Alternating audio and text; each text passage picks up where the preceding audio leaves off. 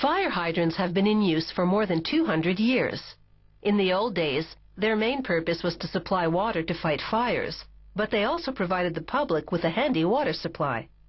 Fire crews rely on the nearest hydrant to be ready at a moment's notice to help them douse flames whenever they break out.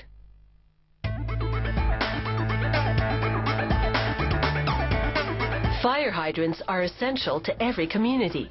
They need to be instantly recognizable, easily accessible, and simple to operate.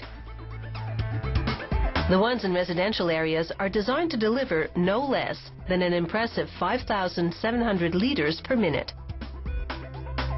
The hydrant making process starts with recycled scrap iron along with steel and raw iron.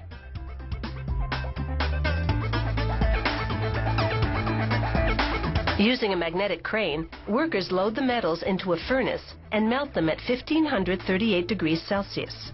This turns the scrap metal into molten iron. Then they transfer the molten iron into a remote-controlled ladle and empty it into an automated pouring system. To cast the hydrants, workers first make two-part molds by compressing a mixture of sand and bonding materials.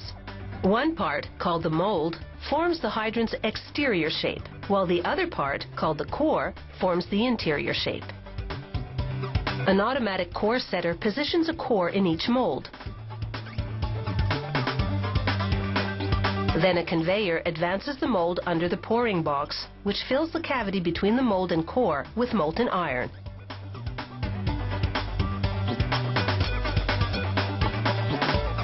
After the iron cools and solidifies, the molds enter a tumbling barrel. As they revolve, the sand gradually disintegrates, freeing the iron casting inside. Workers drill and thread the hydrant castings to prepare them for assembly.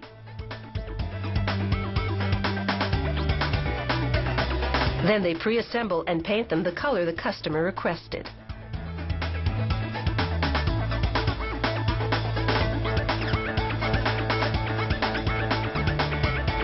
The fire hydrant's internal workings, called the valve assembly, allow water to flow through when opened.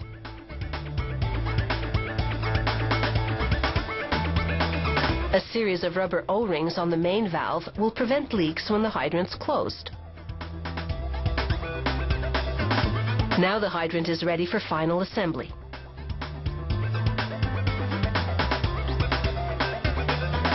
Workers attach the nozzle section to the top of the hydrant barrel and attach nozzle cap chains with a crimping tool.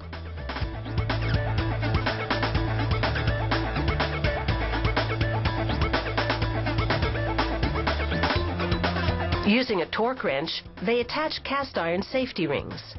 These rings are designed to disengage the top from the bottom of the hydrant, so it doesn't get damaged if a vehicle hits it.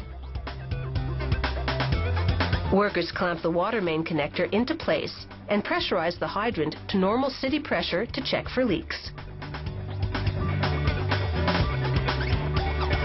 Using a hoist, they lower the pre-assembled nozzle section over the stem and fasten it to the water main connector with stainless steel bolts.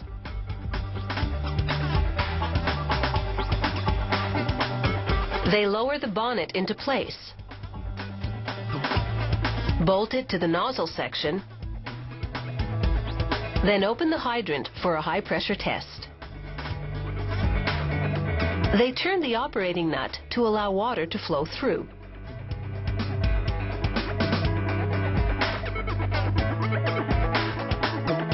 Before conducting this test, they force out the air inside the hydrant with water.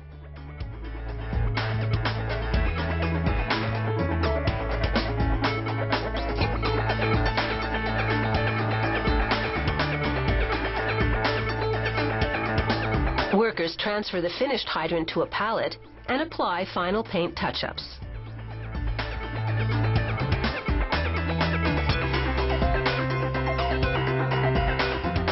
Some fire hydrants that were installed more than 100 years ago are still in use today.